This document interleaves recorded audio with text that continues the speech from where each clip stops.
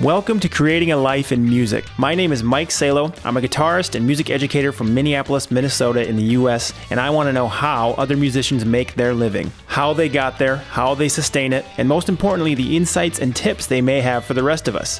I interview musicians from all over the world, from various parts of the music industry to break down the question, how do I do music full time? So join me as we discover the many different ways to create a life in music. If you're a guitar player who's ever wanted to attend music college but couldn't because it's too expensive or too far away, or maybe you're just beyond that point in your life and you're just too busy with your own family and your own career to commit to something like that, I would highly recommend going and checking out fretboardbiology.com. At only $29 a month, Fretboard Biology takes out all the guesswork, putting the right things in the right order. It's highly structured, highly organized, college-level guitar program designed by one of the top guitar educators on the planet, Joe Elliott. Joe was head of the guitar department at McNally Smith for a number of years, where he designed the entire guitar curriculum, as well as being head over at Musicians Institute in Hollywood for many, many years. He knows what you need to know.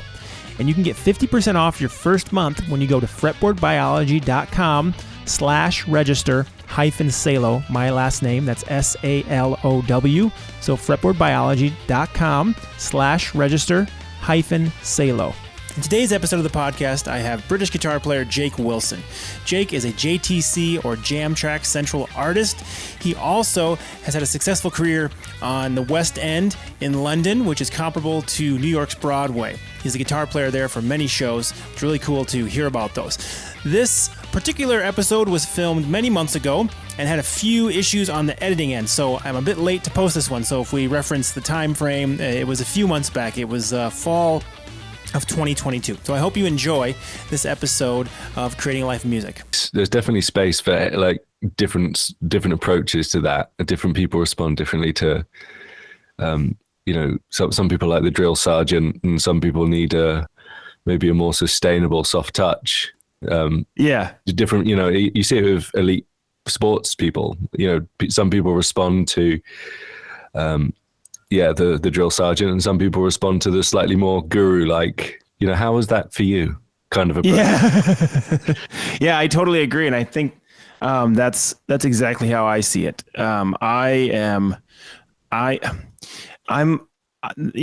Just every person is different, because I know myself, like if I had those type of like kind of yelling at you, telling you to get your shit together, when I was younger, I would be like, oh, and like, I don't know what to do. I just try to avoid I was trying to like move away from the teacher who did that. But these days I'm like, oh yeah, he's right. Like that. Being older, but yeah, man. Yeah. I think there's a lot of space for any of that stuff I've noticed recently. And I think people are starting to figure that out. Like you've been doing the teaching thing for a while through Jam Track, right? Mm-hmm. And I think, I don't know what your thoughts are on this, but with Instagram, for a very long time, it just seemed like everyone was like, look at me, look at me, look at me. And I'm starting to see, including what I'm doing now, more people going like, oh, maybe I should be showing people things I know. And less of the look at me, unless they're doing both either way. Like you have your playing and you show off the playing, but there's like a means to that. It's like, because of my new Jam Track thing that's coming out, and this is the things you're going to learn from that. As opposed to just like, so many people, and I'm not saying it's a bad thing, the look at me thing, you have to show your playing, but I don't know what your thoughts on this, but I found where some guys get very, including myself for a period of time, they're unhappy with maybe the trajectory of their social presence. And I think part of that is because of the fact that there's no real thought behind it other than I need to post myself playing something cool. So I don't know what your thoughts are on that. Man, my thoughts are a complete mess on this subject. I have to say, like, I haven't formulated like a kind of concrete position on any of it.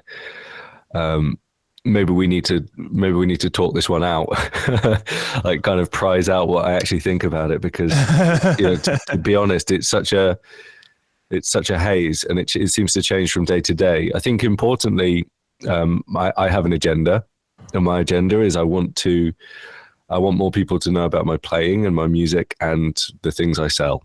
That's the agenda I have.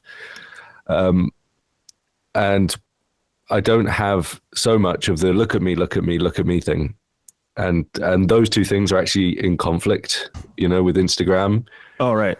And then take it with like one layer deeper, and actually in conflict as well is a general feeling that things are about to move on to like TikTok, or the algorithm's like actually rigged not for my sort of content. That this kind of feeling of you're just treading water. What's the point?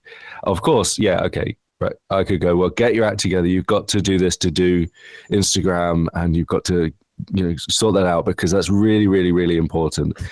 And then they kind of go, well, yes, it is in some respects, but it's also, it's possibly like we've almost sort of lived through a MySpace phase, a Facebook phase. Like Facebook seems to be dying.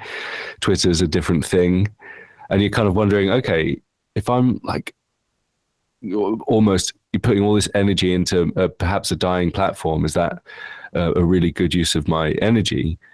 And again, you can say, well, absolutely, it's like the number one place for marketing and so on and so forth. And all of the companies, seem to market on Instagram. So that's, people are voting with their feet there in quite a big way. But personally, I'm like, well, am I sure I really, have a product yet?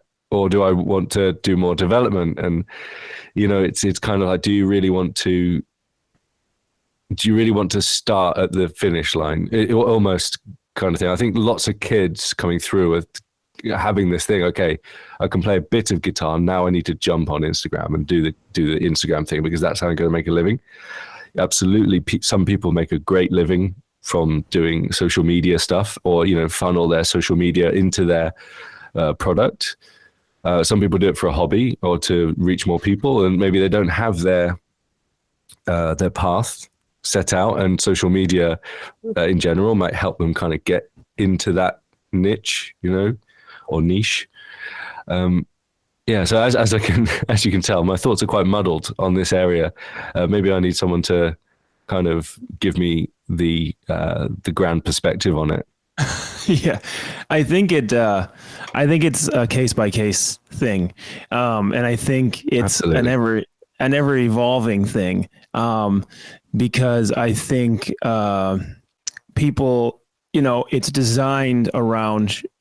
I don't want to. It's designed around people who can't. The short attention span is what I was trying to get at. Yeah, absolutely. And so, with that in mind, it kind of makes the creator or us or the musicians or whatever you are on there to have to work like all the time at turbo speed. Like I have to continue making, I have to continue being in people's faces and people's, pathways so they can see me at all times so they don't forget about me. And if they forget about me, good luck doing all that stuff and then creating anything of any depth or value. Like that's without having, some people can do it. Like some people are just amazing at that. But I think for many of us, it just seems like a kind of full-time job. And I mean, that's great if you can cope. I don't know if I'm that person. Right. It's interesting. And I don't want to, the look at me thing. I don't necessarily see anything that anyone does on Instagram and those things as anything that's bad. Or something that I don't agree with or I don't like. That's like fakery, like maybe it's more. Yeah, I guess it's more the system. Yeah. It was more of just like a comment on, I guess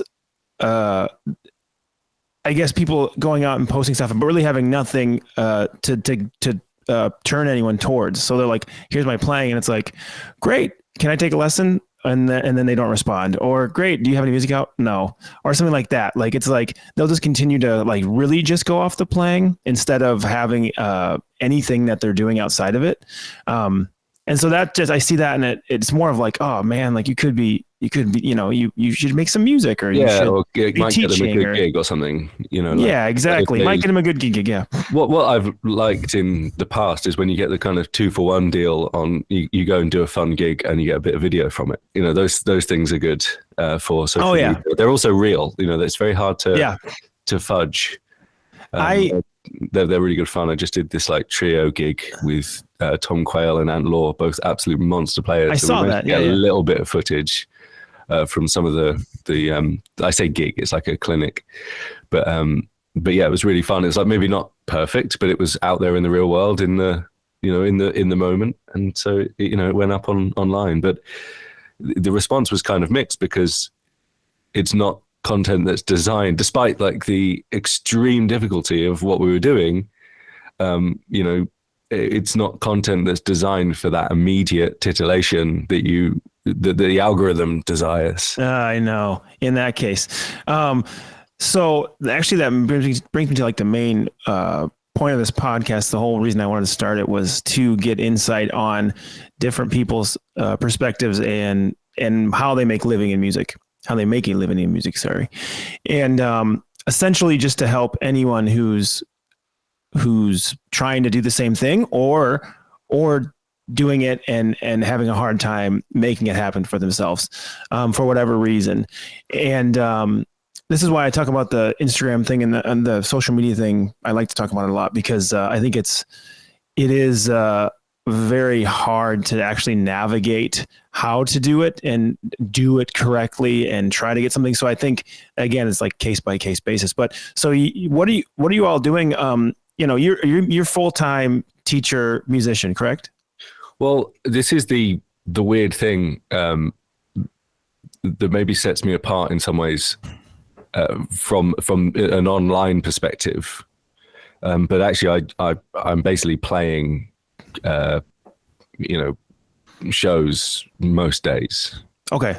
Hundreds of shows a year in different environments. So my like day job, if you like, is playing in pits or on stage.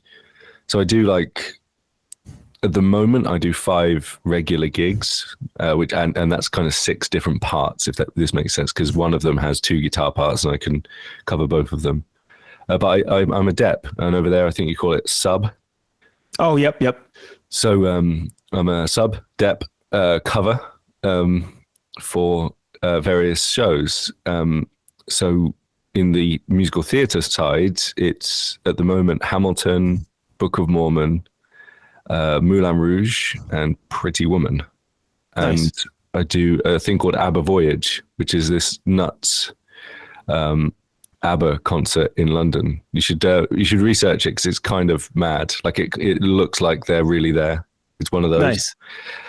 So I'm on stage on that one, but it's like a kind of 3,000 seater arena.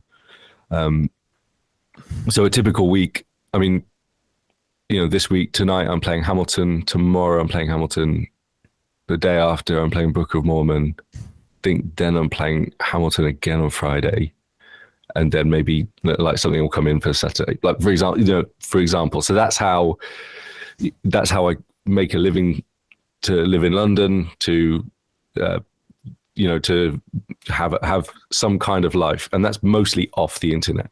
I do very little teaching, 1-to-1, and about a 1/6, maybe 5th or 6th of my income comes from JTC.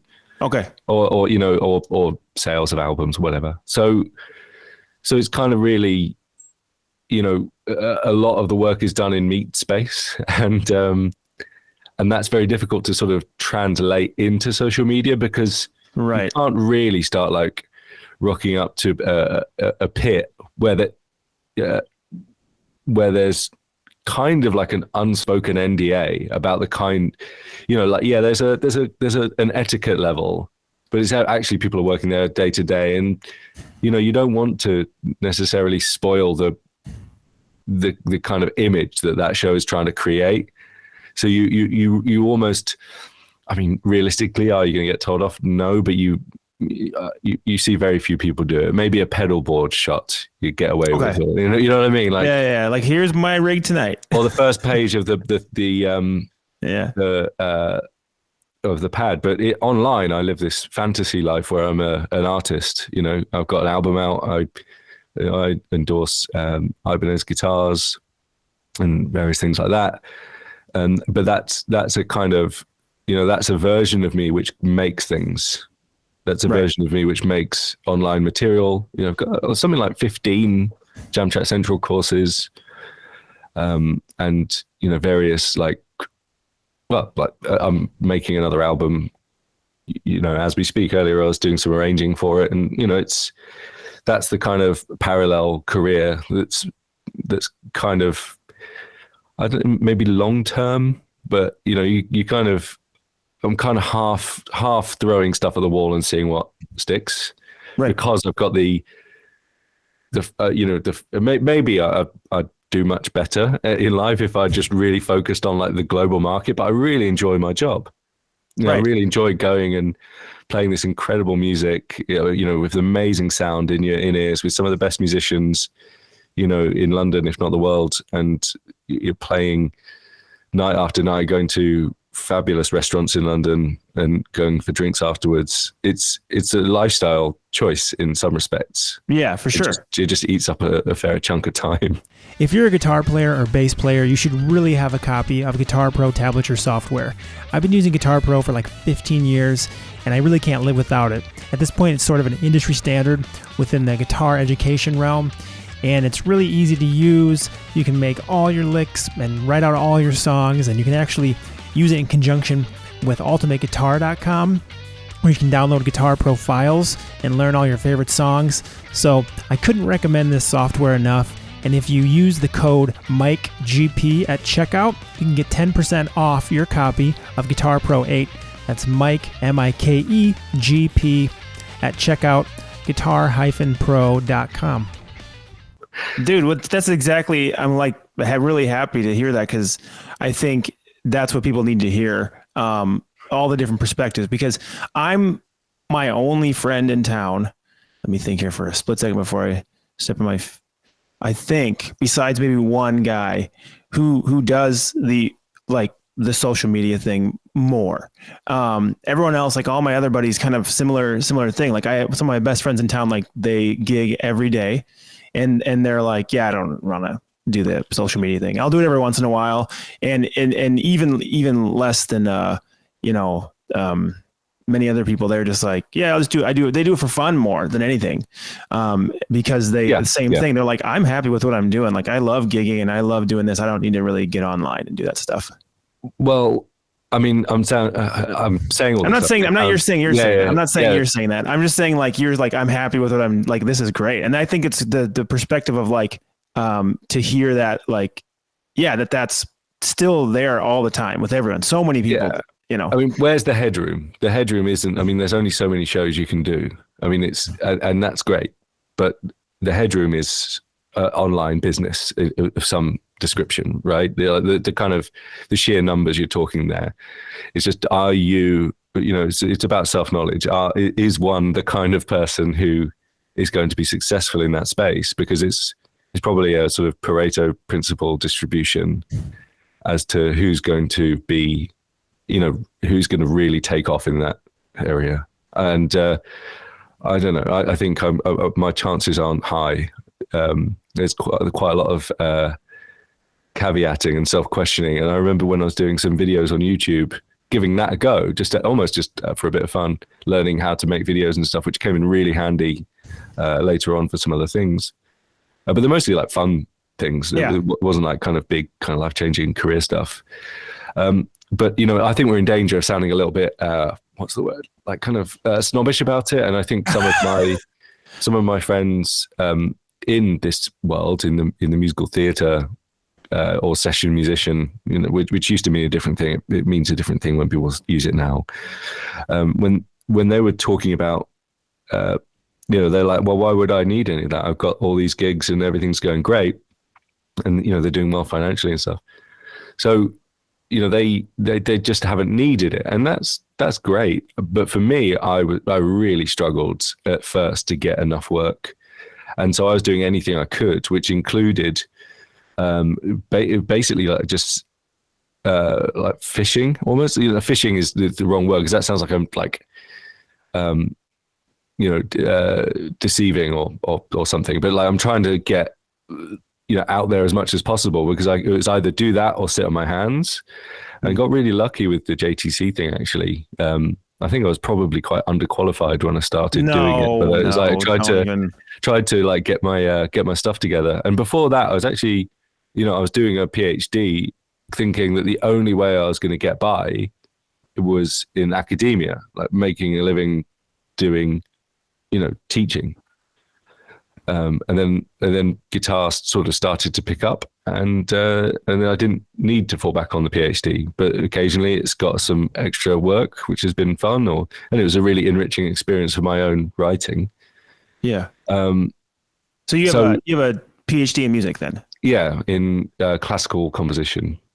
Interesting. Yeah, I would have assumed jazz guitar for some reason. Well, I started at Berkeley with jazz guitar and then realized I wasn't a very good jazz guitarist.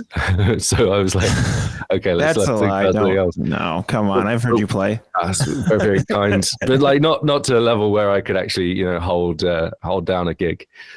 But the thing is that I had, through that whole process of basically not doing very well, given myself, and I'm sure on the podcast you'll hear this so many times, multiple revenue streams.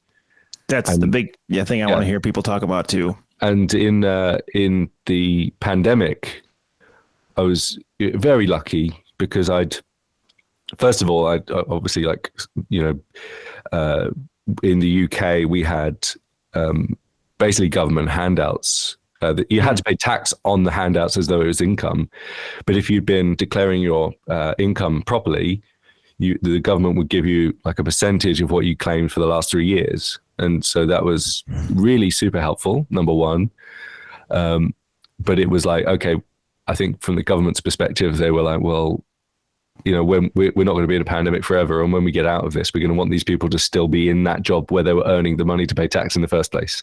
Yeah. Right. So that was the idea. Let's keep these self-employed businesses afloat.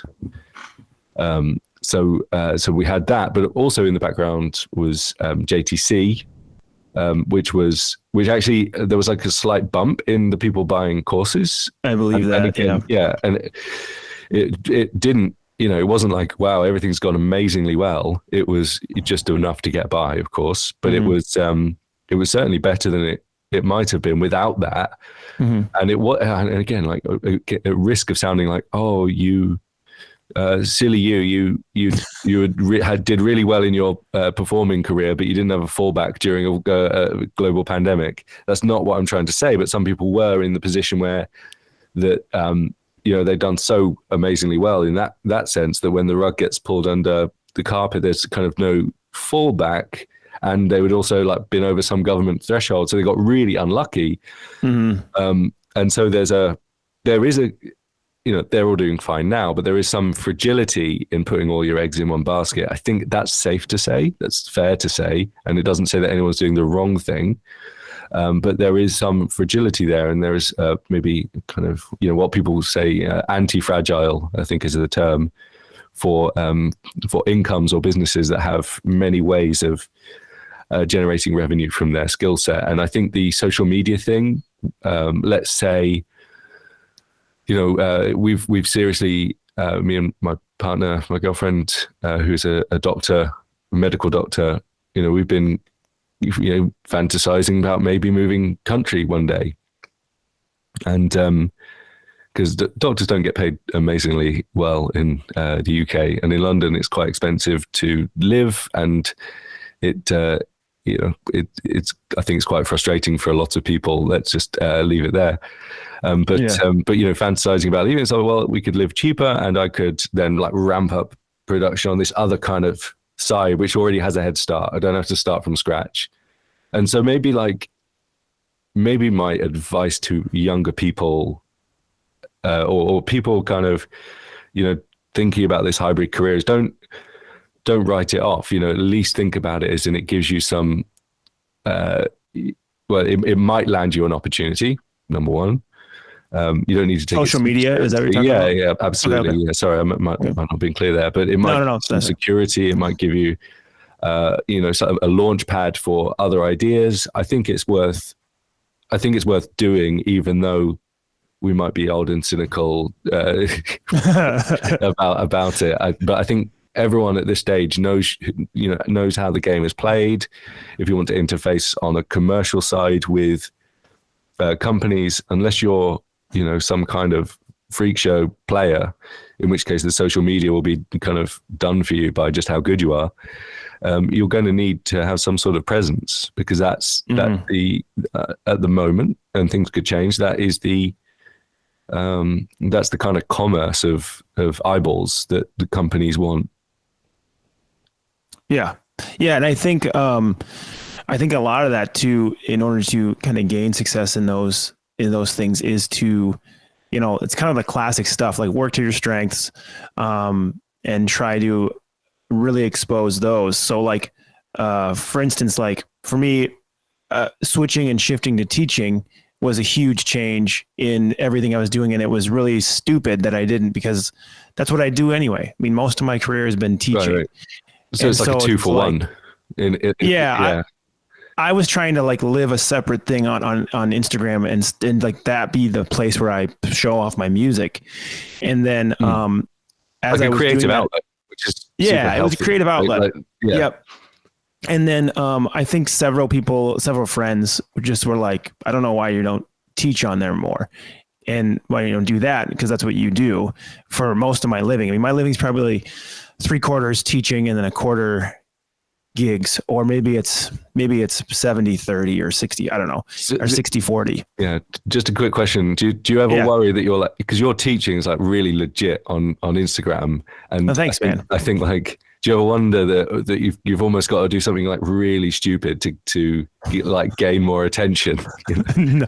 So I mean, you're doing great. Like, obviously, I appreciate that. Like huge amount of followers, and also, you know, the content's like excellent, and it's just a case of I wonder like how much are you tempted to like shift into like the next gear of, I mean, like Stevie T or something. Well, you know, just that kind of, I don't know what it is. Like, just, you know, to what extent are you like pulled into going viral, or are you just like, actually, this is working at a pace that I'm comfortable with? Yeah, I have no desire to. I have no desire to try to do any. What do they call them? Trending things. Yeah. I just. This crazy new technique, man. Like, you know, these 5 things. You know, it's like, I do some of that stuff. So like, I do like the lists. I do the list thing. People like the lists. The list works. I mean, I didn't want to sound like down on the lists, but well, do you know what? Stupid lists. Yeah, they do, and it took me a long time. So a lot of this stuff I thought about for, you know, how old am I? I thought about this stuff since, you know, YouTube started, ever since kind of delving into YouTube like 12 years ago. I've been thinking like, oh, if I did, you know, this thing, I bet you it would do well. I don't want to do that. That seems lame. and I like pushed all these things aside. Like the list thing, I was like, that's lame. Everyone does the list. It's really annoying. I'm not going to do a list. And now I'm like, here are 5 things that help.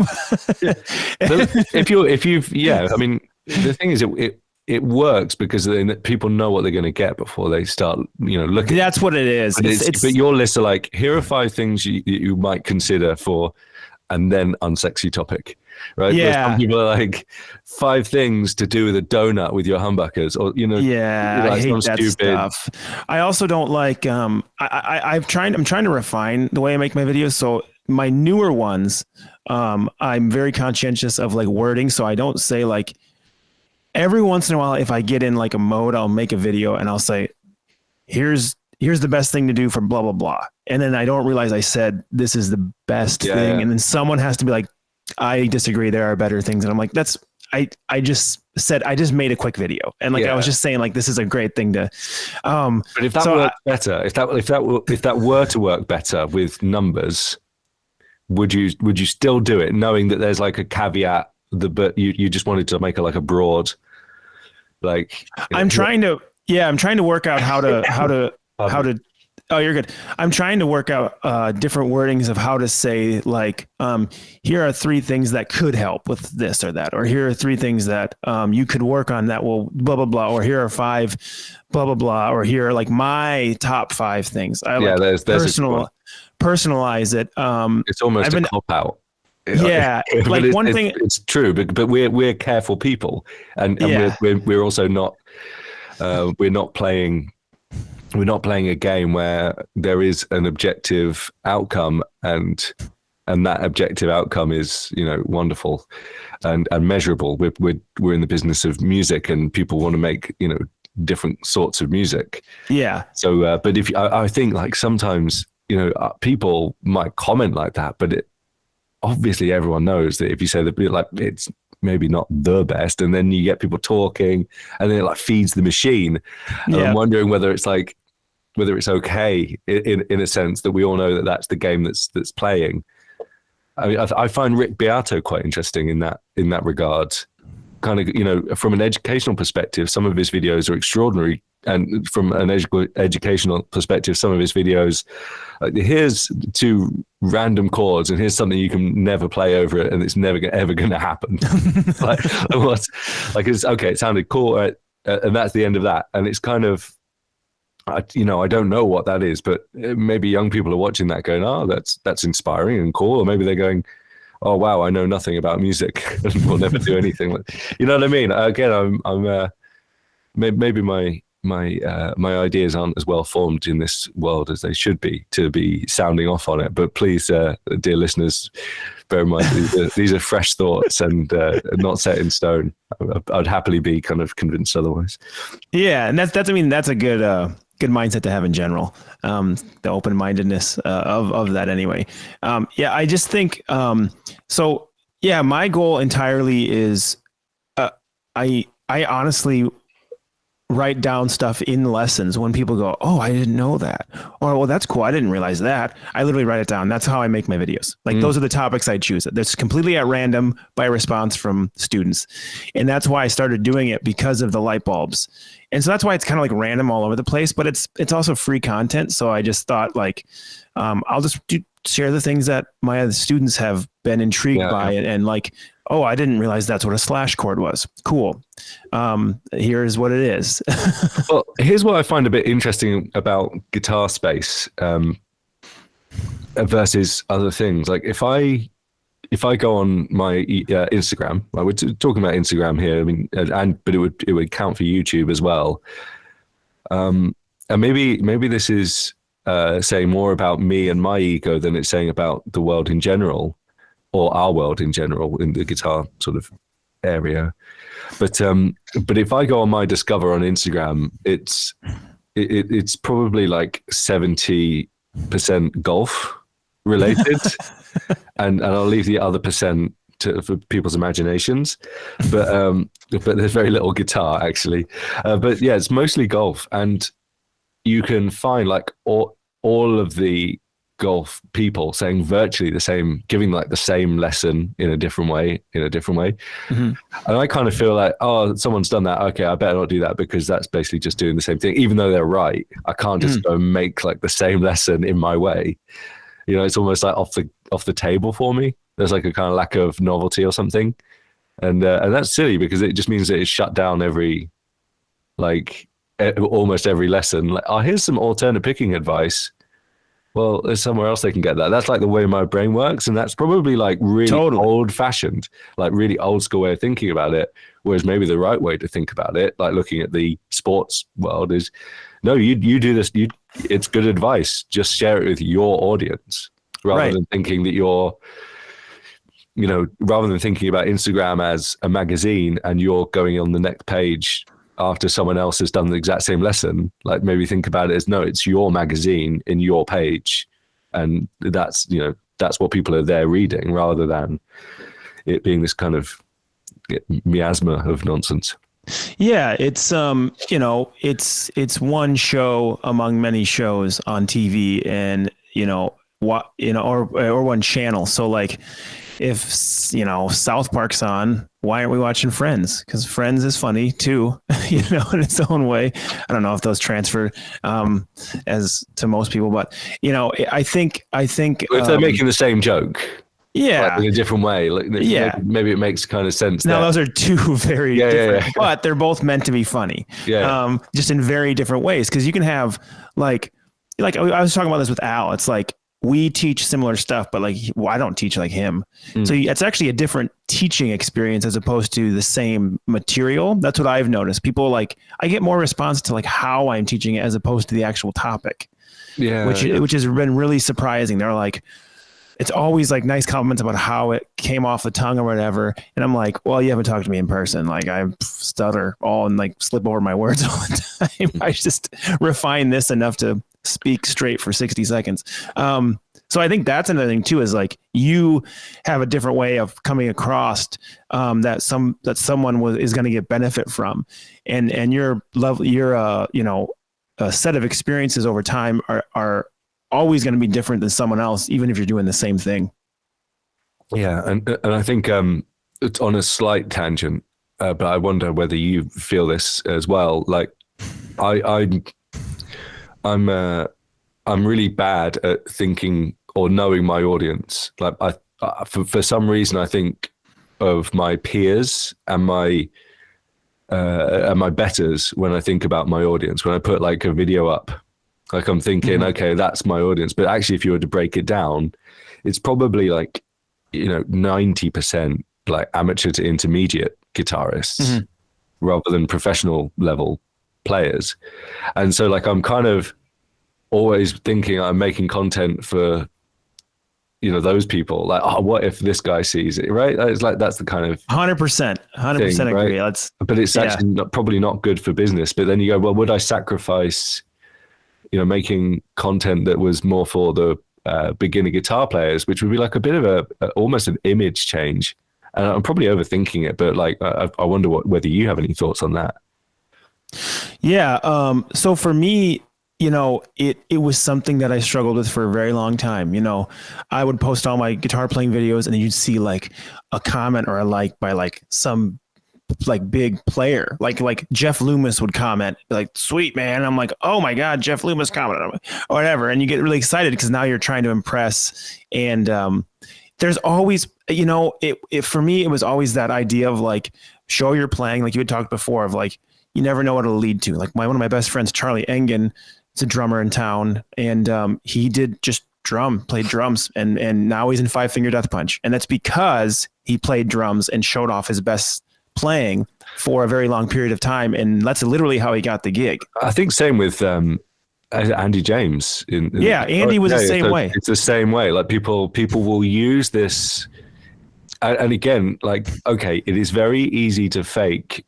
I say very easy. It's tricky, but like you can fake some ridiculous stuff on Instagram, and we've all seen it. But if you're posting like regular content, if you're turning up to like professional level performance events, like if you've got like video, I know it's just NAMM or whatever, but if you've got like videos where you're actually doing the thing in the real world with all that stuff as well, I think you become like, okay, they might want you to have that touring experience under your belt, because obviously you're the first one, you're going to learn a lot about yourself, so I hear. But you give yourself a better chance. You seem more like a sure thing. Yeah. And you've got all that stuff out there. Yeah. And those two guys in particular, they had all other stuff going on behind the scenes. Like Andy had toured and played and done some really big shows, and he's Andy James at that moment. Like, of course. By the time he got the gig, he was 15 years deep. I mean, I think I first heard Andy like in 2007 or something. Yeah. And it's important to have that be recognized by younger players as well. Just the idea that actually that success of any kind is kind of self-feeding. It does. It tends to snowball. In my experience, it might not snowball as quickly as you'd like, but does tend to be like a ladder, and there'll be frustrating times where things feel slow, but if you keep with it and you have good advice, I would say, then you're gonna progress. And some years will be spurts, some will be more slogs, but you've got to put the years in. Mm-hmm. For sure. And that's, I see that with Andy. It's like, I mean, if you just found him now, you might not see that, but like having followed him for 15 years, you're like, I saw the steps, and I saw him become like a recognizable name. You could ask someone that comes in and takes a lesson with me from town that just kind of likes metal guitar, and they'll be like, I want to play like Andy James. I'm like, oh yeah, we were talking about Andy James now in normal conversation. Like, great. Like, and with Charlie, his was way faster paced, but he had toured with Scale the Summit. He had done a bunch of shows, and he had, gotten his master's in music. So like he had that stuff on the back end too. It wasn't just like he went on, and was just discovered just from social media. He did a lot of stuff in the background too. And that's a huge takeaway with that stuff. Yeah, I didn't mean to imply that was their only gig. Oh no, that's not what I was saying either. Yeah, it's just like if you've got all that stuff, if one has all that stuff out there, a body of work, it just means that you're able to reach the next rung of the ladder, or at least that your probability of doing so is higher, and you're probably going to enjoy it more because you're going to be more ready. And that's the thing. Like, it seems like sometimes in my career, I've definitely not been ready for the things I thought I wanted. And that's a little bit of a difficult lesson, because it's very rare anyone's going to look you in the eye and say that, unless they're assholes or very kind. I don't know. It depends on the circumstances. But sometimes you're going to get maybe opportunities that are a little bit maybe beyond you at that moment, and you've got to raise your game. And those are the best opportunities, I think. From a like personal development level, but you might drop the ball. That's okay. That's okay. It's just a rite of passage. Yeah, there's I think it's better to take the leap and kind of tumble a little bit, as opposed to not leaping at all. Totally. Because you can always recover, and that's with anything. I mean, even with like just really small scale, like if you're like, oh, I need to like add this to part of my business, but if I do that, it's going to be all this work and it could go wrong, and I don't know if I want to do it. We'll just do it, and then fix the problems as they arise, and then you'll refine it, and it'll fix itself over time. And you have to expose yourself to, gosh, don't say that. You have to expose yourself to these situations. You have to expose yourself to these situations where you're going to be very nervous or very unstable. I remember doing my first West End gig. I genuinely didn't know if I could do it, and I was preparing like crazy for it. And I thought, okay, I really must reduce the possibility of any mistake whatsoever by just working my butt off. And then when I got there, I was so nervous. But so it's West End, like Broadway? Like, yeah. Broadway, okay, yep, okay. In London, okay. So I, I'd done like other things before, but the stakes weren't like, okay, but if things go well here, this is like a kind of step into, really secure mega work. And so when I was doing it, I was like absolutely nervous. Like, I could sort of feel the sweaty palms, like kind of questioning everything about my technique. And it was, I definitely didn't play my best for sure, but my, what I did because of all the preparation was good enough, but I didn't know it would be. Like, I really didn't. And I knew that I could play the stuff. I just didn't know whether I could do it like a kind of recording take level of playing. And then like after years and years of doing that kind of thing, I realized that my expectations for what I was expected to do were way higher than was really expected for like a depth in that environment. And so, okay, maybe you take your foot off the gas a little bit and you don't give yourself such a hard time. But ironically, it's made me play like way better. Like my approach to it is, I give myself kind of emotional headroom to do the gigs, and it doesn't actually, it doesn't make me play any worse. Just by trying. It's that kind of, and this is maybe the athlete thing, that we were just talking about before the podcast kind of started in earnest. The kind of athletic thing, there is a almost like kind of turbo masculine thing of, I'm going to try really hard. I'm going to try so hard. It's going to be crazy. Because if you try so hard, then, and you go and do it, then at least anything you did wrong, it wasn't because you weren't trying hard enough.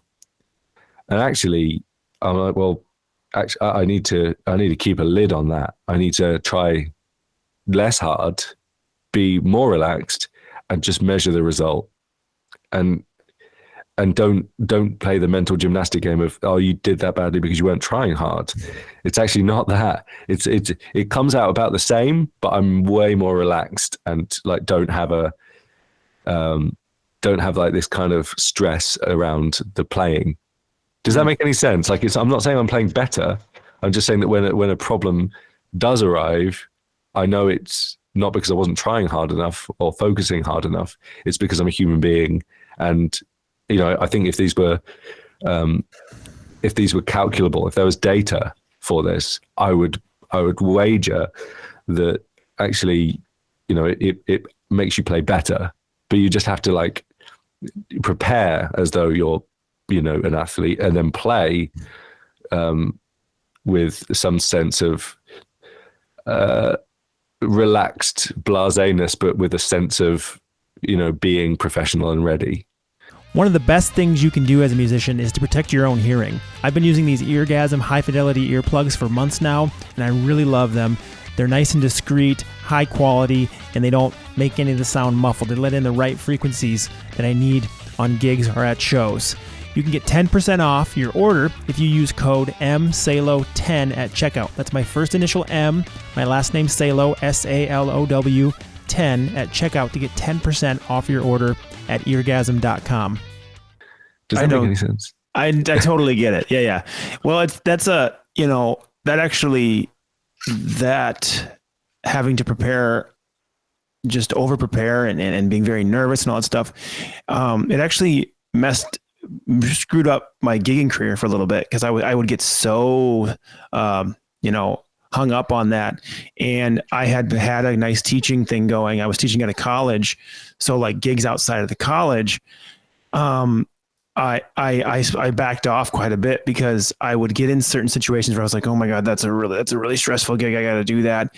And I would do one or whatever. And then, it would be like a random sub position, and then I wouldn't ever get called back, because the normal guy would come in and never need a sub again, or like not need one for a very long time, or like maybe the next time they needed a sub, I couldn't actually do it, and then I would get like a brutal situation, isn't it? Yeah, it's never a waste of time, right? It's sometimes a strain on your resources in that moment. And then you get like, why did I get that call back? I did all that work and now I'm not getting the call back. And it's actually just because one of two circumstances. One, maybe because the original guy is just there all the time now and just needed that one thing, or you turned down the next time and they needed a sub because you had something else going on. They went to the next guy, and then that guy became the actual sub. And then you just get in this whirlwind of oh my God, like I did all that work, they don't want me back. Is it because I turned it down? No, I got to take all these gigs, everything that comes at me. And you kind of get down that road. And even with more so, it was kind of just the nerves. I had really bad anxiety out of college. So coming out of college about gigs, I would get so like where I'd have like mini panic attacks before the first song would start. Okay. And then it would resolve. Have you worked on that at all? Or is that something that's just like totally gone through it? Yeah, I've totally worked on it and gone through it. How did you work on it? Oh, good question. Yeah. I mean, lots of things. I have actually one of my best friends from high school lives in London, and he's a psychologist. So I would actually call him very often during this time, and I shouldn't say very often. I started to call him. And one of the first things he said was like kind of changing mindset and working on mindset and working on the things that you are, kind of focusing on in your day-to-day tasks, and essentially just shifting the mindset away from like worry and I don't want this to happen, I don't want this to happen, to like, what are the things you want to happen in your life? What are the things that excite you? And then kind of shifting that mentality within meditation and within just general, like being aware of like when I'd be like, oh, that sounds really stressful, I don't know. And instead of doing that, I would just be like, well, what would it be like to play that gig and it went very well? Let's imagine what that would feel like. I wish I had that. What I had was a brute force development of confidence, like just over many like gigs of having the nerves. But to be honest, my starting point was, it didn't sound as severe as yours, but just like when I've done like a gig for the first time and been nervous. But I tend to be pretty unfazed about things nowadays. It actually happened in the middle of my career, because all through college I was gigging a whole lot, and then after college I was still gigging, and something in my like late 20s, like 28, just hit, and then it kind of like threw me off for about a year, and I just wasn't taking new gigs. I wasn't taking new gigs. I was taking gigs. I wasn't taking anything new, which I had opportunities come my way. And then before the pandemic, a year or two before the pandemic, you know, I hit 30 and I kind of, all that stuff had kind of resolved and I started taking gigs again. But then the pandemic hit. And when I say taking gigs, I mean, new gigs. I play like 5 or 6 different gigs. And at that time I maybe had 3. And they were, sorry.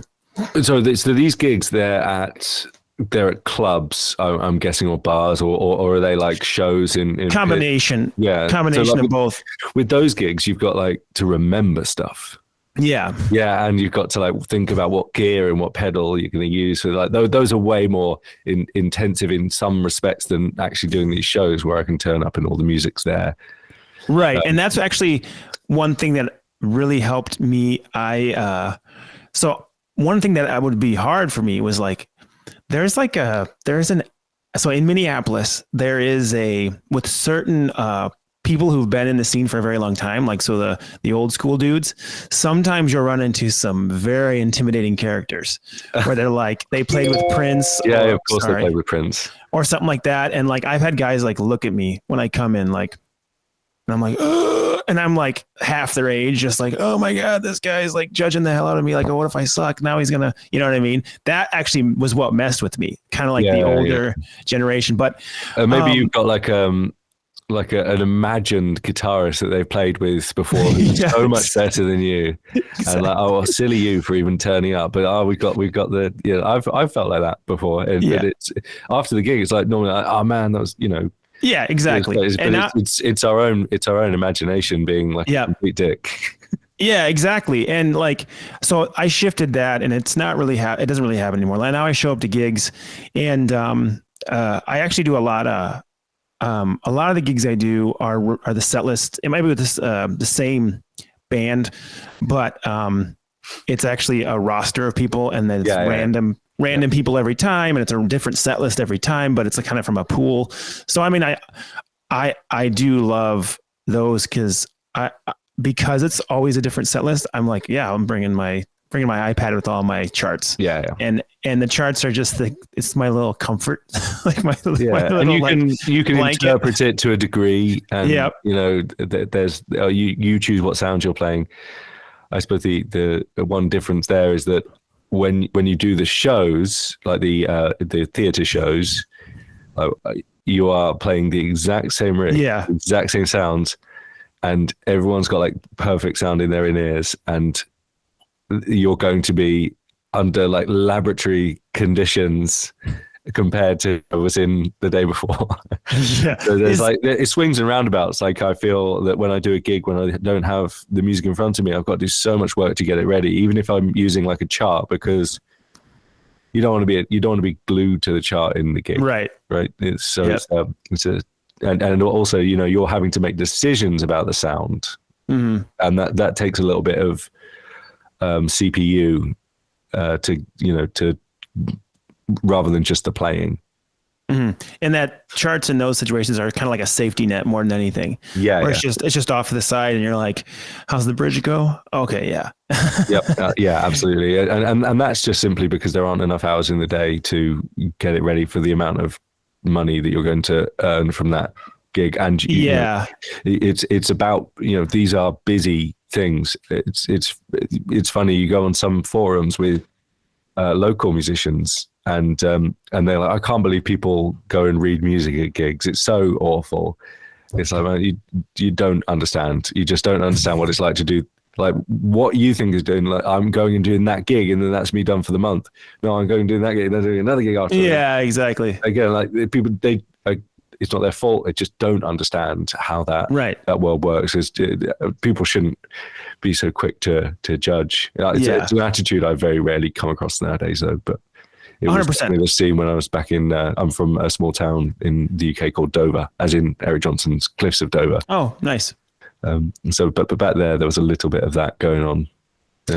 Yeah, it depends on the person. I have friends who like really close friends who will give me out like you need charts. I don't have this memorized. But then I have heavy hitters that show up in town that have been doing it for years, and they're like, charting out a song in before the gig starts because they're like, I've been playing all day. I had to do this all day. I've been doing it all weekend. And and then they have their charts in front of them and they're just reading and they're heavy hitters. They deliver what they can for that gig. And that's more than acceptable for that moment. It's, it's a resource management game and some people have different resources. It's just how it is. And some people have a, different capacity for, being able to memorize things, some people, and they might have perfect pitch. Like people with perfect pitch tend to it kind of just soaks in right away. Oh, it's gross. I've seen it occasionally. It's like, oh man, so jealous. But I know, dude. I would recommend to anyone reading this. I mean, I kind of assume I'm in such a world where everyone reads, but you absolutely have to learn to read music. Just for guitarists, especially. I mean, people will hate this and they'll resist, but you just absolutely have to. And you don't have to be able to sight read. You just have to be able to comprehend it. It is an access point to so much good stuff. And if you're serious about it, at least get to a point where you can interpret a rhythm chart. Yeah. I mean, it helps in more ways. So the one thing that I've noticed that people ask is like, well, how often do you read on gigs? And I'm like, sight read?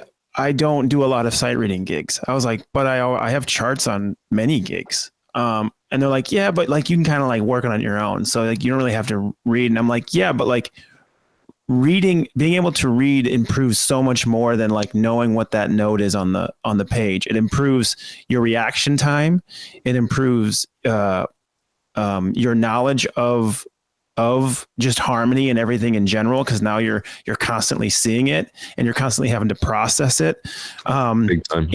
And it's just fluency. It's fluency, and it's actually a professional prerequisite for jobbing work. Like if you're going to miss out on thousands of pounds worth of work a year if you're like a typical musician, because there will be not a degree of reading gigs, but a degree where you would need to be able to do a bit of reading to do that.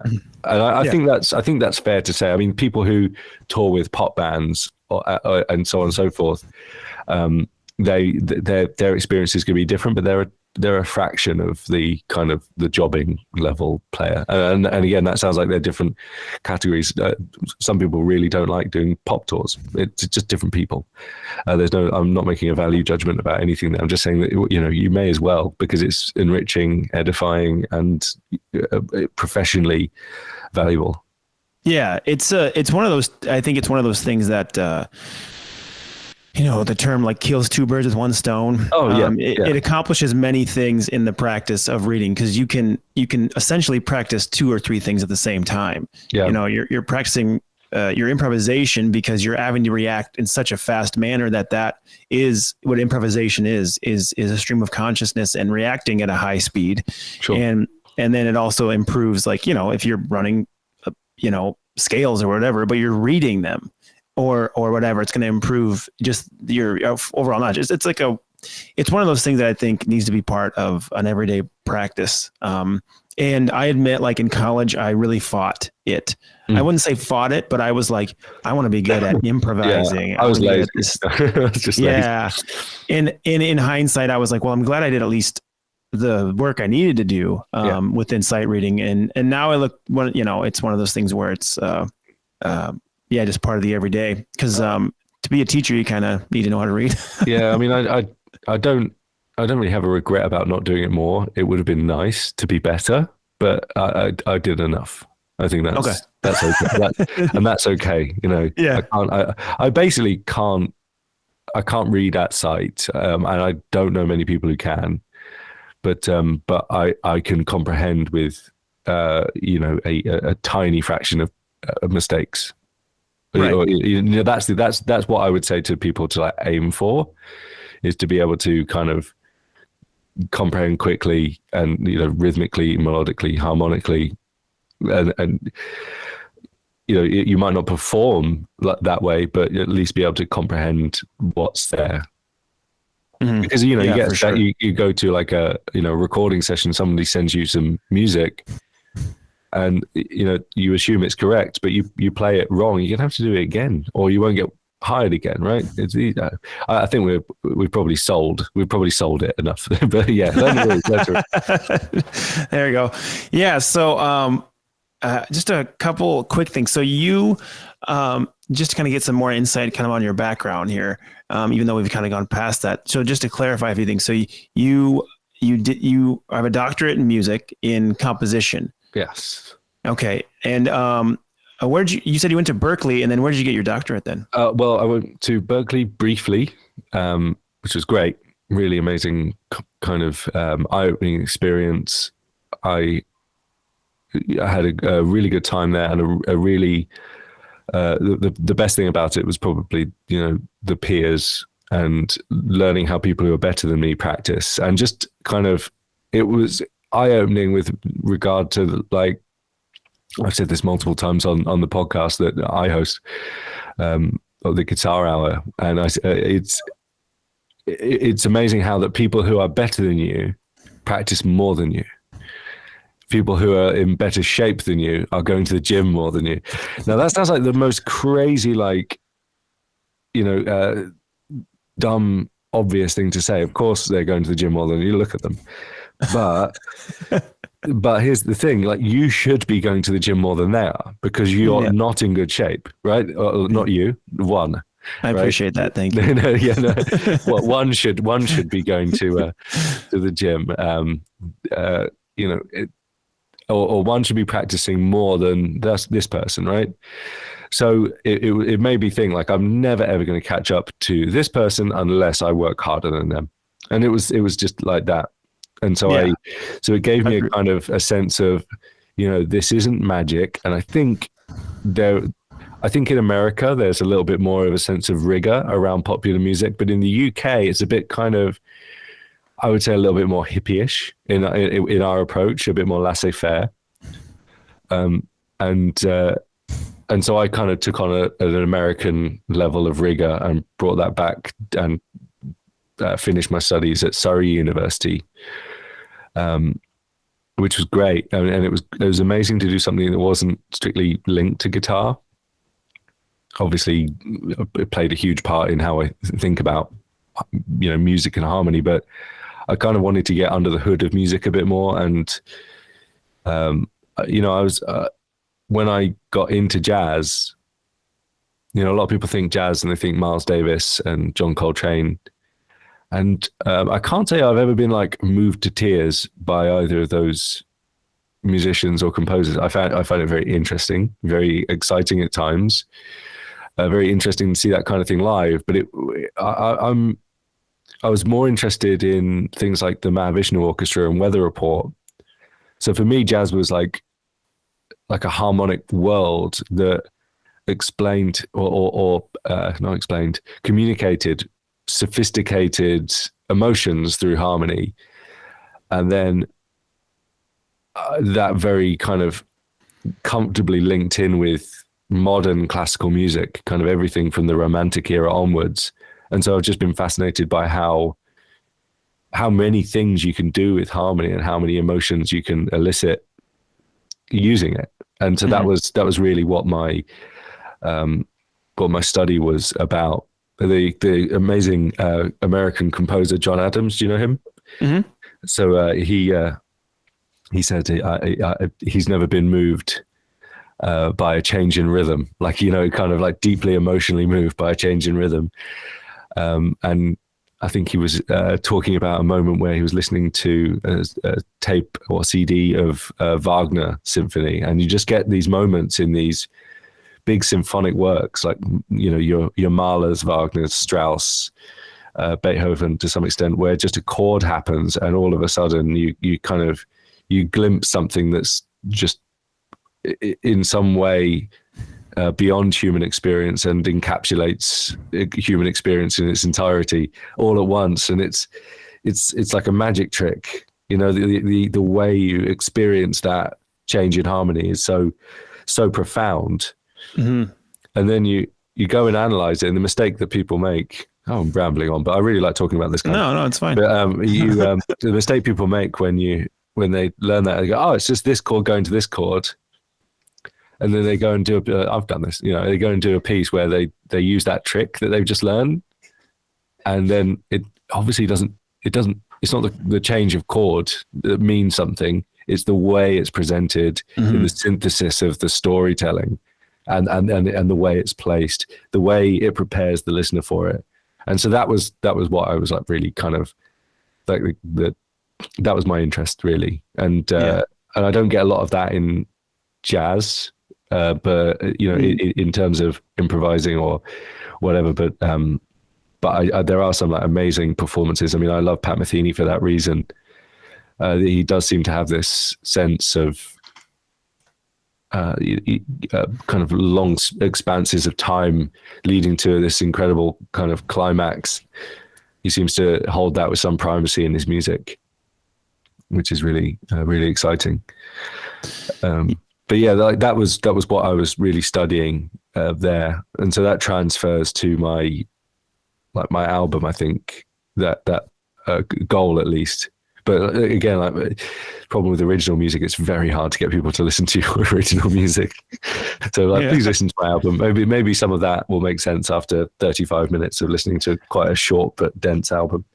I think, that whole idea of harmony, that's actually that's like the drug that I'm always actually trying to pursue and find in different musicians. Like, and that's one reason if I find it in one musician, I have a hard time like finding new musicians, because I'm like, oh, this band or this artist does that so well, and I'm going to get that fix, because harmony and chord progressions done correctly are the things that hit me as well. I used to be really, really fascinated by, and I still am, to some extent, like, all my favorite players that had great facility, but over time I lost the interest in their facility, and I was more interested in like the actual music being presented.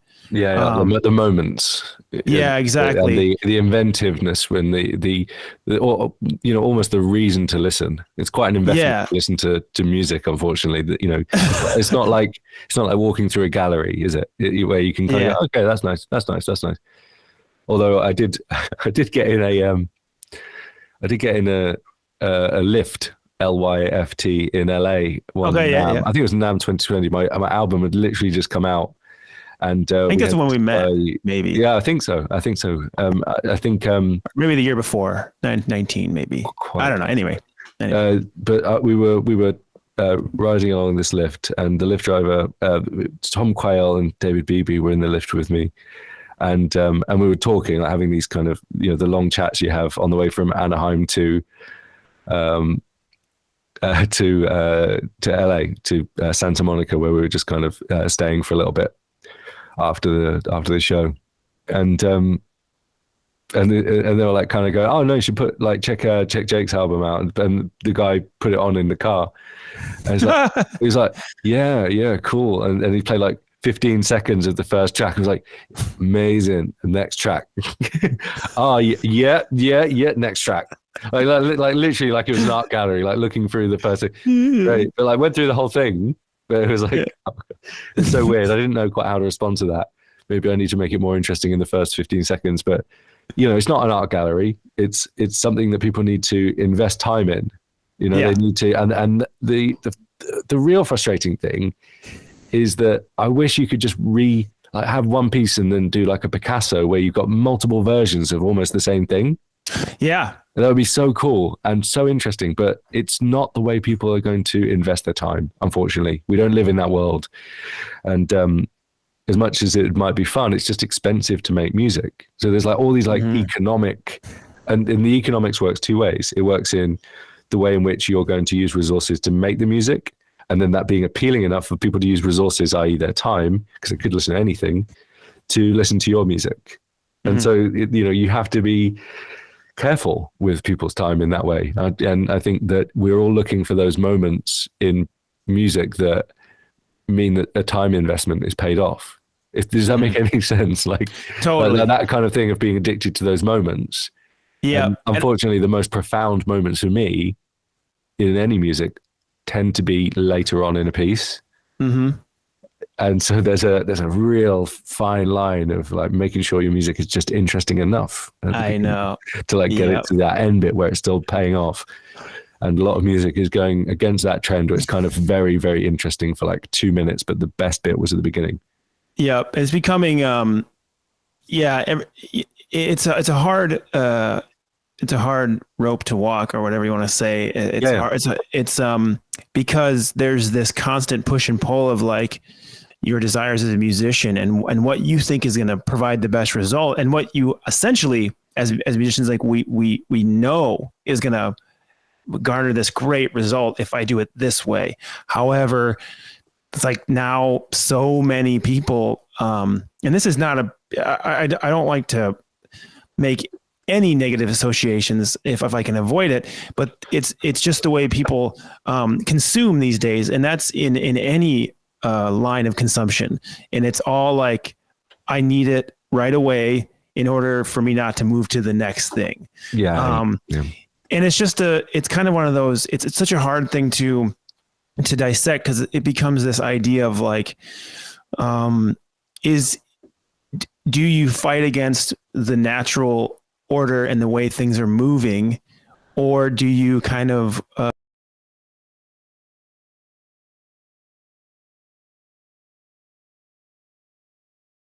think you've got to do what it's impossible to do anything that you don't really want to do when it comes to original music, because it's so hard to make and so expensive that I just don't think people have the energy to do it unless they believe in what they're doing. Yeah. And it's one thing, I think it's, for me, making music always felt like a drug. Like it was always this very euphoric experience of like laying everything down on like Pro Tools and then listening back and then adding layers and doing more and adding more, the bridge. Oh, I came up with this part. And then you listen back, it becomes this euphoric, like, yes, this is turning out. It's like, that's what making art is. And that's why we enjoy it. Yeah. And then you come back the next week and you go, I hate it. And what am I doing? Yeah, exactly. So, and you're thinking about Picasso. I think that idea of like, it's the same thing in different ways. I think you could argue that would be, within a song that's happening, if you're building on certain motifs or certain, themes, certain ways, certain artists have a good way of like taking the same theme or same motif and bringing it back or building upon that. And, concept albums do a good job of this, of like bringing ideas back and forth. And that's maybe one way to achieve that type of it's like thing. Synthetic experience of things like playing with memory and expectation. Yeah. Cause that's been some of my favorite albums, is like, 4 songs in, you're like, oh, that's the same thing from the first song. Yeah. And it's this is the best way to listen to Hamilton, incidentally. Just listen to it's 2.5 hours long. Listen to it like a concept album. It's just incredible as a concept album. They bring back all these ideas. Oh, it's very, very clever. Yeah. Yeah, which I think is awesome. That's amazing. Yeah. So it sounds like so when you went to went to school for music, so was that like you were like, I am going to school for music, or was it more of a decision that you had to make of like, well, I could do this, I could go do this, or was it more like, I've been playing for a long time, I've always wanted to do this, I'm going? It just wasn't a question. Okay. It was just I decided to invest so much time up until that point that I knew that that was going to be my life because I absolutely loved it. That's it was very, very clear. I don't know how else to say it really. Yeah, great. That's perfect. And what do we have? Like 10 minutes here, and I know you probably got stuff to get going to. No rush at all. Yeah. So you have your gigs on the site. Because I like to kind of reiterate this stuff just for people who might listen. Just about the multiple sources of income. So it was so the UK version of Broadway, which was West End, right? Yeah, that's right. And you're doing a bunch of those shows. Yeah. So you said like 5, and that's your main source there. And then you got the JTC stuff. Is it basically those 2 things? And then a bit of teaching. Okay. Teaching. And whatever like meager things come from things like streaming or selling albums. There's the occasional freelance thing which is related to the music gear world.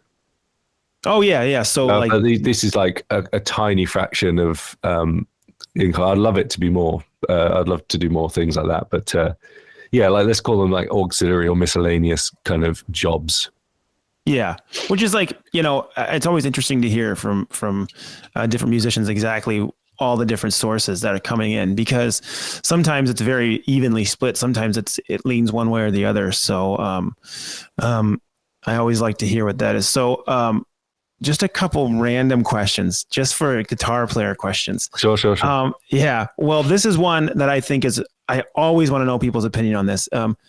Do you think it's more worth to work at being a well-rounded guitarist or musician, or do you think you should pick a lane or a genre and try to master that? Which one do you think is like kind of the correct way, or the way that you decided it?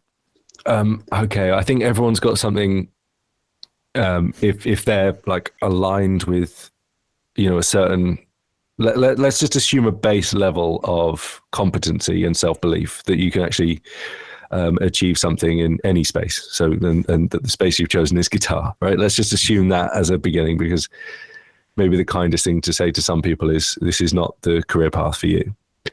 Let's say the thing that you might, I'd wish I'd have done earlier is kind of explore the issue of self-knowledge a bit better, to get to know who you are and what you're like, and then keep that very close in mind with regard to where that might be that you end up going.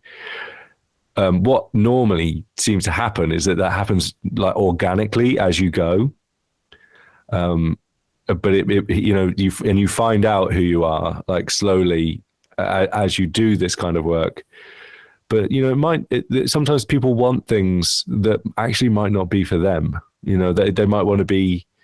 I don't know what the example might be, but it's not for everyone to do X, to do this gig, to do that gig, to be a YouTube superstar.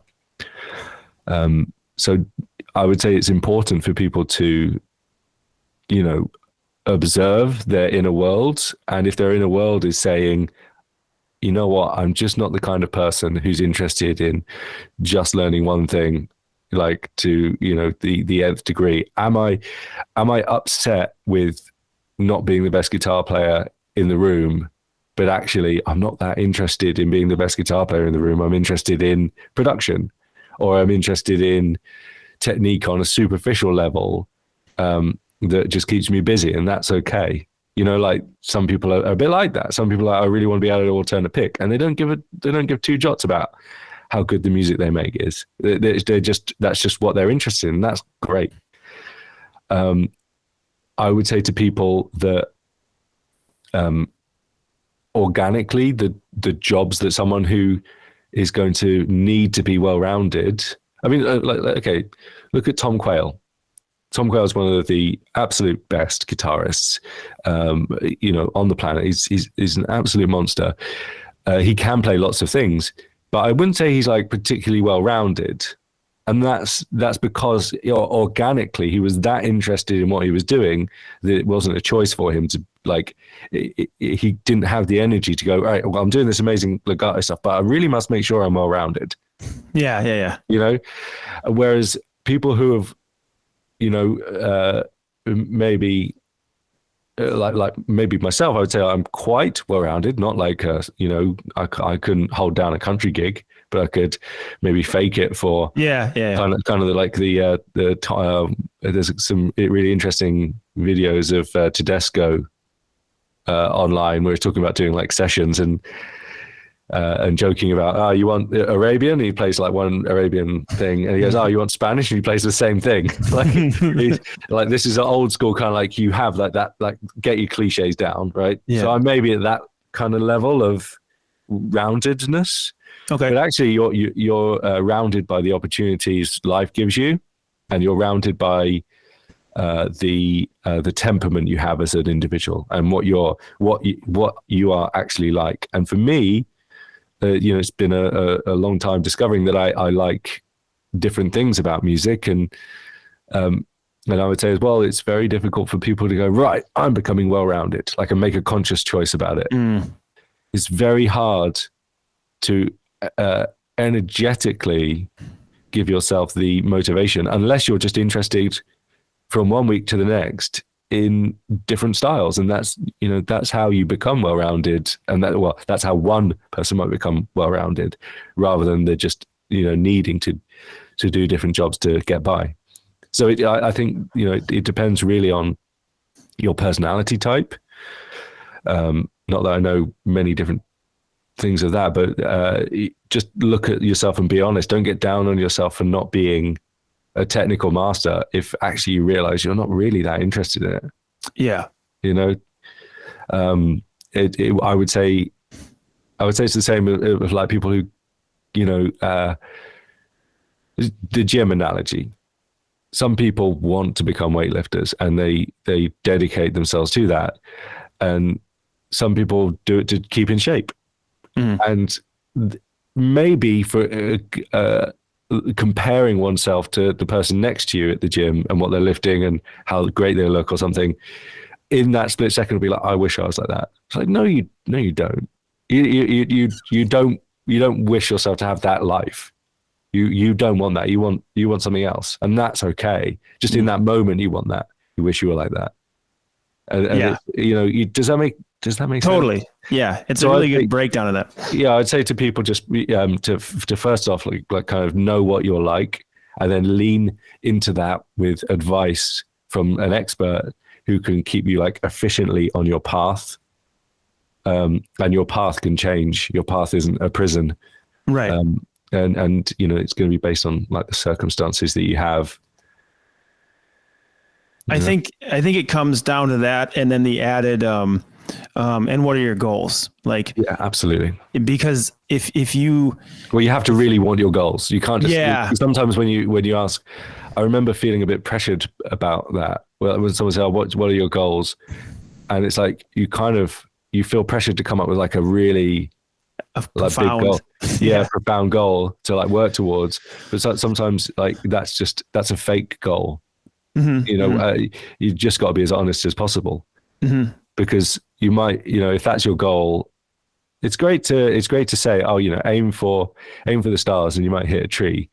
That's all fine, but the goal setting that you're doing, I think should be careful and reasonable and honest. That would be my like advice. It's absolutely fine to go to a personal trainer and say, well, my goal is honestly not to like, look amazing. It's just to keep a bit of weight off. Yeah. And then you go, oh, cool. And that's all of a sudden that's like really sustainable. And you know what? You might end up looking amazing because you develop a new habit or a new goal. Yeah, your goals can adjust and change over time and evolve. And But I'm saying being honest in that moment, like, was the right thing that you needed then, rather than going to them like, okay, well, I want that. And then you kind of burn out and you start and you go crazy for a bit and it's a bit of a blitz and you don't give yourself time to like grow into that. Like maybe it's different for different people. I mean, of course it is. Of course it is, yeah. Sometimes like having a goal that's quite modest but fixed and achievable. Your goal might be to be able to alternate pick 5 BPM faster. It's like, yeah, well, we can definitely do that. And then you smash that goal and you go, well, I'm confident. I have like a method of doing it. Can I do another 5 BPM? Bet you can, right? And you keep going. That's a really, what's the word? Like self-feeding, habit-forming kind of, snowball effect type goal setting, rather than I want to be the fastest picker in the West. Yeah, exactly. And sometimes, it's like refined goals can be very helpful. I noticed for me, what led me down the road of trying to be a more well-rounded guitar player was kind of the simple goal of like, I just want to play music for a living. I just want music to be my living, and I want opportunities to come my way in any form. So it was like, I need to be well-rounded. So, in the process, I discovered that I liked more music than I thought I did. Like I discovered that I could listen to Robin Ford and go like, oh, that was a great line. I really liked the way that sounded. When I came from like a metal background, like growing up, I was like a little metalhead kid. And so going to school, I kind of had to have those gateway drugs in of like, hey, here's Al Di Meola. Oh yeah, that's awesome. Or here's Frank Gambale doing some crazy sweep picking over Chicoria. And it's like, oh, people do that. Okay. And then slowly lead you into like the more tame's the wrong word, but like not as shreddy people, I suppose. Yeah. And then you discover you like them. Like I really like the way, Schofield, it kind of sits way behind the beat. That's really cool. It's like, oh, I'm really into beer. Oh, have you tried wine? Okay, well, this isn't beer, but it's like I've learned to listen and appraise one wine from the next. It's like a nice little extra comparisons extra are always world good extra world to get into and to discern, to become the sort of discerning jazz listener to like different jazz guitarists. That's really cool. And but again, I know people who you're talking about like kind of motivation vis-a-vis goals, right? So what your motivation was very clear. So your goal was like coming out of that motivation. And sometimes I think people's goal motivation matrix, let's call it, is a bit sort of skew-if based on an outcome. It might be like, I want that, it's people like, it's almost like when kids become like nowadays, kids are like, no, bloody kids nowadays. That's what they sound like. But some kids nowadays are like, I want to be a YouTube star. Yeah. They want to be famous without having any discernible talent after like years of reality TV and now reality TV on steroids, which is YouTube. Yeah. And they miss a point of like, be famous for what and why. Like what and why sometimes they even get to what, but then they don't get the why, and then they don't really know why they're doing what they're doing. And it's just like, is this like this empty pursuit? Is it? And then you go, is that because, again, I think a lot of this is psychological is the short answer, is that because you want to be noticed more at home? Is that because you didn't get, your father's affection, yada yada yada. I mean, this is quite profound stuff, and that's why I think you've got to like explore what it is and why you want these things. What's the why in the world would anyone want to make these kind of risks to make money in the music industry? Yeah. Those ideas I think are worth kind of exploring in a deep and sort of as mature as possible fashion with as much honesty as you can possibly have, and then find out how you're motivated. Some people are motivated by regret. I don't want to get, to a position where I'm going to regret missing that opportunity. Some people are motivated by positive things. Find that out, the better you know yourself, the more you're going to be able to hack yourself into doing what, the ego is going to trick the Oh, I'm going to get it the wrong way around, but That's fine. the id will the id thing, like the subconscious mind, which is really in charge, is going to trick the brain into thinking it knows what it's doing. Yeah. And, it's funny to talk about that stuff because like, once you do kind of figure out those certain answers, it kind of opens up, it kind of lifts ego in a big way. Once you figure out the actual why, and the reason for doing what you're doing. And even if it's like, very, what's the word I'm looking for? Like maybe it's money. Like maybe it's like, well, I need to make a living. Like I need to make a living. I want to make a good living. And in order to do this, I might need to do it in this fashion in order to make that good living. I don't see myself wanting to wake up early every day. Yeah. Yeah. So I don't fancy doing it. I think I will be unhappy doing a job in a shop. Right. So, right. That could be, yeah. And there's so many things. So like, it's one of the reasons I shifted everything towards teaching online because I was like unhappy with, I was like, well, I teach locally and I do a lot of that and I have a local lessons company, but I was like, it's almost like why am I not expanding this into another realm? Like it's all a means to an end, a means of like, when it comes down to the, when at the end of the day, it's like, you have to make a living and you want to thrive in life and you want to be happy and you want to, it comes down to all these personal reasons, of I need something for me and my family and the people that are the closest to me, a way for us to really live stress free as far as like, monetarily or whatever. Yeah. So, then the goalposts change. Yeah. Right.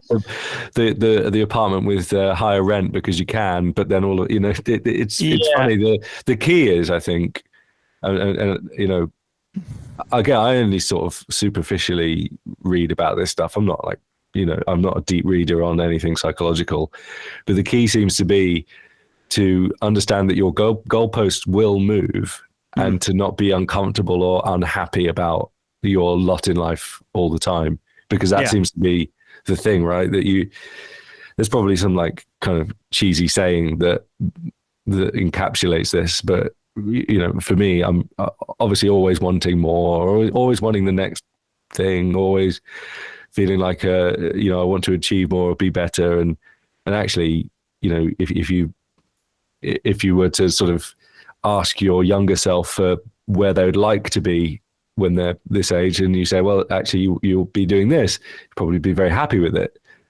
So it's finding a way to, to be comfortable with the goalpost changing, almost needing the goalpost to change, and be happy or reasonably content at the same time. Yeah. Cause I think the funniest thing, and like being honest with myself, it actually becomes more about comfort more than anything. It's like, what do you actually want in life more than anything? I want to be comfortable and a sense of, comfortable and a sense of freedom, not freedom in the sense of like, don't have to do anything, but like free from, stressing about many of the things that we all stress about. And so when that becomes the goal, it's like, well, how do I make that happen? Like, what are the things that I can do that will actually, provide a level of comfort, and sometimes it can just be doing the thing that you love in a certain fashion that provides that comfort, because now you're happy every day because of what you're doing, and so on and so forth. Of course, another bloody can of worms, but you touched on a really important thing to people, which is a sense of identity, and so much of what we do is wrapped up in that. But it's as you say with the ego, it's knowing that mechanism, understanding it a little bit better, and not judging yourself for whatever's going on there, because it's largely out of our control. Right. Yeah. And I think, like you said, these things will shift your trajectory over time, and it's okay, I think, to change. And one thing I think about all the time is ego, and whether I'm actually, not doing something or doing something because I think I should, in order to achieve praise from certain category of human. Yeah, or just because you think that, like, for me with making music, it's like I'm doing this because, one, it doesn't exist, and it annoys me that it doesn't exist, and I think I could do it better than other people could, and that's like sheer ego. But that's the prime mover there. There's no Right. Yeah. there's no survival attached to that, but I know that's there, and so it doesn't like manifest itself in like a nasty way, like Yeah. a kind of in a destructive way. It's just a kind of creative force. It can become a destructive force if you let it. If you like that kind of the tortured thing of, oh, I can't get this bit right, I suck, that sort of thing. It's like, well, actually, you're just a human being with a history of some moderate successes realistically, and this is as much as you can expect. So it's all changing the lens on the camera back and forth all the time. Yeah. Completely unhelpful to people, but I think half the battle is just being aware of those things. Yeah, self-awareness and awareness in general is a huge thing. So I guess we can wrap it up here because I gotta actually have an appointment in about 15 minutes. The one last thing I think, and you kind of already touched on a lot, but as far as advice for music students, or advice for people trying to make a living in music, or people who are currently doing it and not really having much success, or people who are working full-time jobs and really want to shift into music.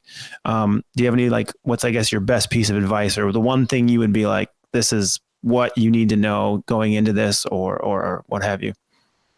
Don't try to engineer opportunities by talking the talk. Just be comfortable with like don't over talk shop. Like, people can sniff that out very, very easily, and we've all done it. We've all made that mistake, and maybe you have to kind of learn it through some degree of humility, and kind of also don't try not to rush into. Always, it's great to want more, but try not to rush into opportunities that you might not be ready for. Gain experience with humility, and the good things will come about when you're ready. It's amazing how opportunities tend to come to you. The market works in mysterious ways at times, and some people get a great deal of success, and you might feel resentment about that because you feel that you're, more deserving. But be proactive by all means, but things do tend to shift around, your talent level.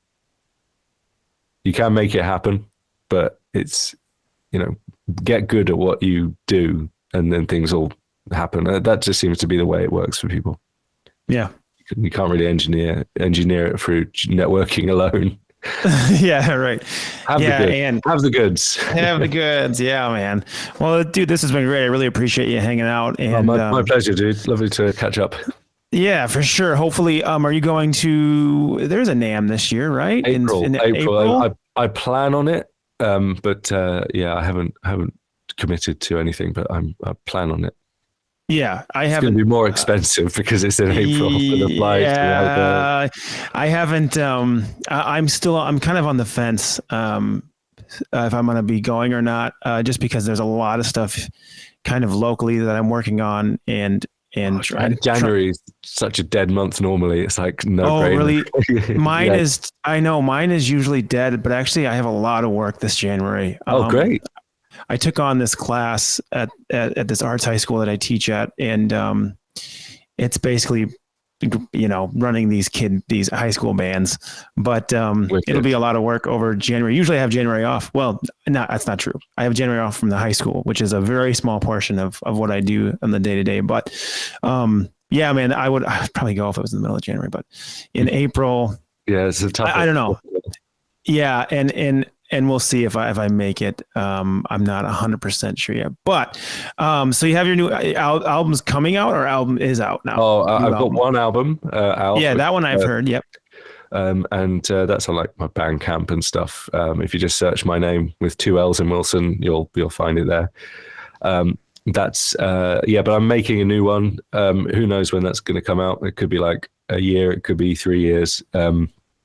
Any longer than that, I think, don't expect anything. But I try not to rush those things. It's not worth it. And then you got all that JTC stuff too, so plenty of stuff to check out. Yeah. It's 15. You said 15 packages. It's something like that. Something, quite a few different products over the years. It's funny how these things stack up over many years.